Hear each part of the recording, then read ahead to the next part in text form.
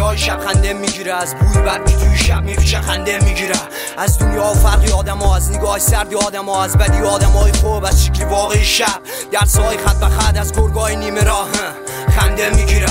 متنفر بودم همیشه از نگاه توی آینه، از واقعیت‌هایی که واقعی نبود برای من. متنفر بودم همیشه از دنیای پشت برده، از ذهن‌های خواب و مغزای بسته.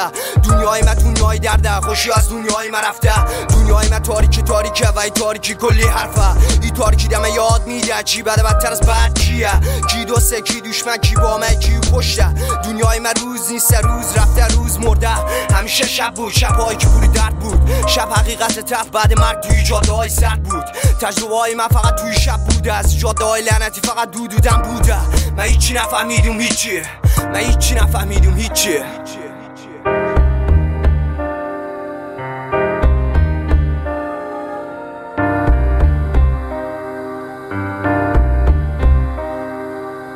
چرا روی تن بچه‌های FG پر از نوک چاقو و خطای تیزی؟ چرا جوانا معتاد شدن تو رفتن؟ چرا جوانای امروزی سرنگ بد هستن؟ تجربه کردم خیلی چیزا را، تجربه کردم این دنیای ها را. دیدم بغض پدر، اشکی مادر، جوانای زندانی پشت میله را. توی دیلشان پوری درد بود، روی تنشان پوری زخم بود، زخم‌های تنشان پوری حرف بود.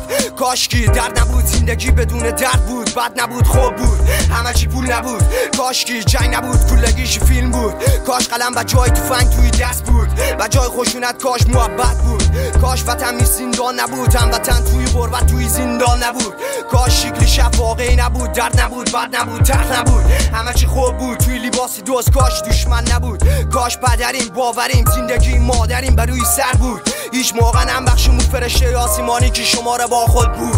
زندگی من یک زمانی خوب بود، بد نبود، بچه بودیم درد نبود، بین آدم ها فرق نبود، زندگی قشنگ بود، لعنتی سگ نبود. اما خیلی زود بد شد، سرد شد، تلخ شد، رفت و سگ شد، بدتر از تو سگ بود، بدتر از تو سگ شد.